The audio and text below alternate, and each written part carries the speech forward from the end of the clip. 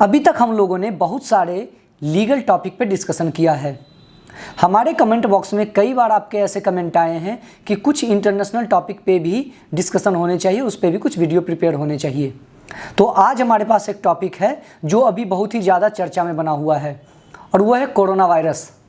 Actually चीन पे ये आरोप है कि वो अपने लैब में बायोलॉजिकल वेपन यानी कि कोरोना वायरस एक बायोलॉजिकल वेपन की देन है जो चीन प्रिपेयर कर रहा है। तो आज हम लोग ये डिस्कस करेंगे कि अगर कोई कंट्री अगर इलीगल तरीके से अगर बायोलॉजिकल वेपन अगर बनाता है तो उसके लिए क्या प्रोविजंस इंटरनेशनली अवेलेबल हैं। तो आइए आज हम लोग BWC यानी कि बायोलॉजिकल वेपन कन्वेंशन पे डिस्कस करें। तो सबसे पहले हम लोग ये जान लेते हैं कि बायोलॉजिकल वेपन कन्वेंशन क्या है। एक्चुअली 1925 के जेनेवा प्रोटोकॉल में ये अवेलेबल नहीं था या ये मेंशन नहीं है कि कोई कंट्री अगर बायोलॉजिकल वेपन बनाए तो उसके लिए क्या करना चाहिए, वो अलाउड है या नहीं है। तो इसके लिए यूनाइटेड नेशन में ये महसूस किया जाने लगा कि इंटरनेशनली कोई ऐसे लॉ कोई ऐसे ट्रीटी होने चाहिए जो बायोलॉजिकल वेपन को बनाने से प्रोहिबिटेट करे।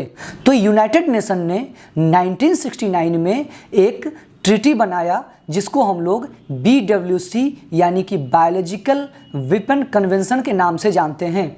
और BWC का मेन मकसद है कि किसी भी तरीके से बनाए गए बायोलॉजिकल आर्म्स या बायोलॉजिकल वेपन को प्रोहिबिटेट करना या उसे इलीगल करार देना। तो सबसे पहले 10 अप्रैल 1972 को BWC को ओपन किया गया सिग्नेचर के लिए, यानी कि सभी कंट्री को इनवाइट किया गया कि आप इसके मेंबर हो सकते हैं।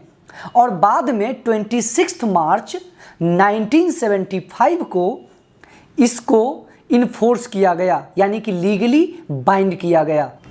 अभी तक टोटल 183 कंट्रीज ऐसे हैं जो इसका मेंबर हो चुका है या उसको लीगली बाइंड किया जा चुका है एक साथ, जिसमें भारत भी एक है। मतलब आप ये कह सकते हैं कि भारत भी BWC यानी कि बायोलॉजिकल वेपन कन्वेंशन का एक हिस्सा है। लेकिन इसके साथ साथ कुछ ऐसे कंट्रीज, लगभग 10 ऐसे कंट्रीज हैं जो इसका पार्ट नहीं बने, जिसमें इजराइल भी एक है, जिस पे लगातार अमेरिका बायोलॉजिकल वेपन से रिलेटेड आरोप लगाता रहता है। तो अब इम्पोर्टेंट पॉइंट ये रेज होता है कि अगर कोई कंट्री बायोलॉजिकल वेपन बनाता है तो BWC के तहत उसके साथ क्या किया जा सकता है या उसके लिए क्या प्रोविजंस अवेलेबल हैं।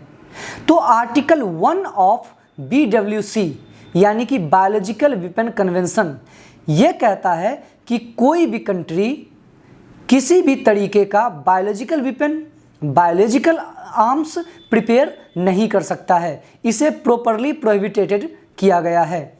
और अगर कोई कंट्री इस तरह के किसी एक्ट में इन्वॉल्व पाया जाता है तो उस पे यूनाइटेड नेशन के द्वारा उस पे कुछ बैन इम्पोज किए जा सकते हैं और इसके साथ साथ इंटरनेशनल कोर्ट ऑफ जस्टिस यानी कि ICJ में उसे प्रोसिक्यूटेड किया जा सकता है। तो आज का हमारा टॉपिक कुछ इंटरनेशनल टॉपिक से रिलेटेड था।